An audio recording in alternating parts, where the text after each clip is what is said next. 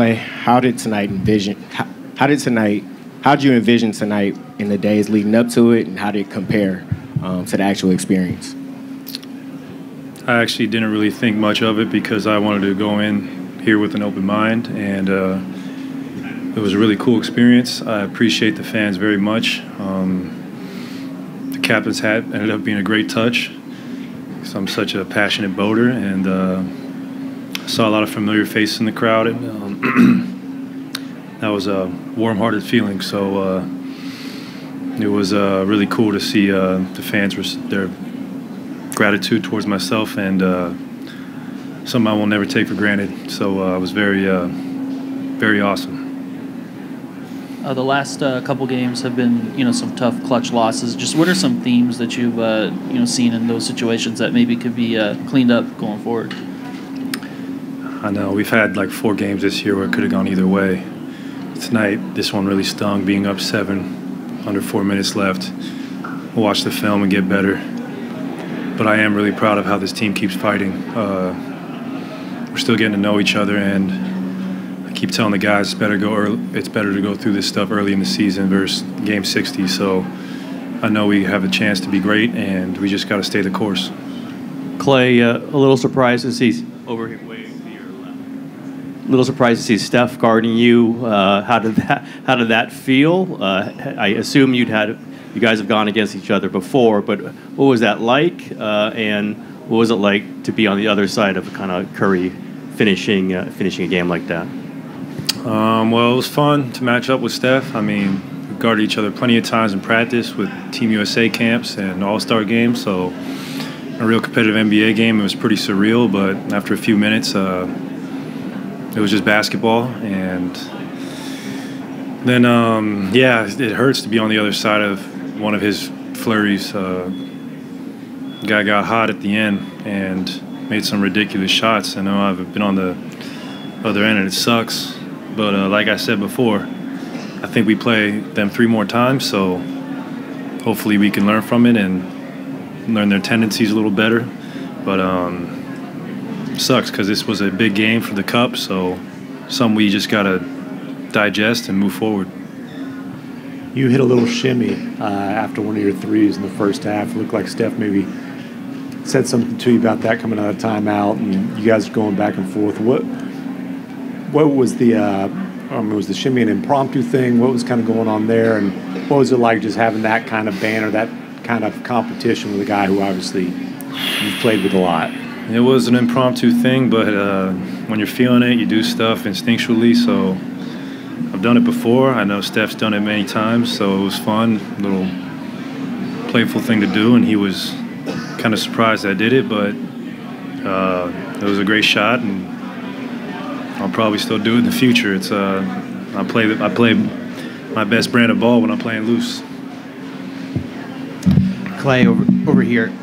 Before the game, Steve had mentioned that you and Steph talked last night to get rid of the idea of him giving a speech after the video tribute.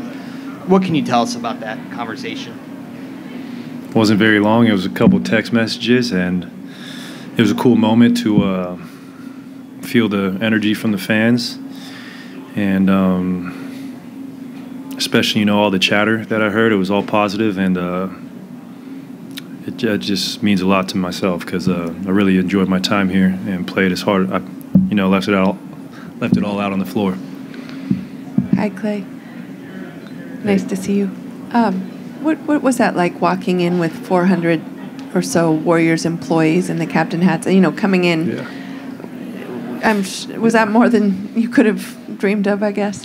That was really cool, and I'm very grateful for the employees to give me that kind of love. That was really cool, and I'm very grateful for that. Totally unexpected, and definitely put a smile on my face, and something I'll never forget. So, I mean, kudos to the organization for making that happen, and that was really a cool moment for myself. No problem. Klay, it seems like there was a bit of gamesmanship going on. I'm not sure how much you were looking, but you and Steph were on the same side of the court in warm-ups, and he was sneaking peeks at you. I don't know if you were sneaking peeks back at him, but then you have the three and the pointing, the shimmy, all that stuff. That has to be so much fun at your level and his level to be doing that in a real game that the whole world is watching? I mean, just describe that emotion. Yeah, it was really cool during warm-ups. I mean, I felt the love from the fans, and it was a little weird at first seeing Steph warm up, but that's nature of our business. Change happens. It's happened to plenty of great players who've won championships together. I mean, but yeah, it was surreal, and a night I'll never forget. Unfortunately, it was a tough loss. Could have easily gone our way, but that's life, and I think we'll see the Dubs 3 more times, so there's plenty of more battles ahead, which is the fun part. No problem. Jason, another tight game that came down to the final seconds. Just what was the difference in tonight and why you guys weren't able to come out with it? Yeah, again, on the road, we put ourselves in a position to win, and the last 2 minutes, we have to get better. In the last 3 games, the last 2 minutes, we can't turn the ball over. We got to rebound the ball, and giving up 18 offensive rebounds, even with that being said, we still have a chance, but we got to be better at rebounding the ball, and then being able to execute, late game, understanding the tendencies of our opponent and what hurts us and what doesn't hurt us, even if they score. And so we just have to be better as a team, and we will. This was a great test for our group. We got better tonight, even though we lost, and so there's a lot of positive things to build on. Just looking at the shot quality that you got tonight, especially in those final 2 minutes, I guess just what did you think of the type of shots that you were getting? Yeah, we were in the bonus, and we just, we were getting in the paint. We had some good looks that just didn't go down. Luka had great looks that he normally makes, and that's just basketball. Sometimes you make them, sometimes you don't, but you look at the looks. Q makes a big 3. We felt like he might have got fouled on that 3 on the landing.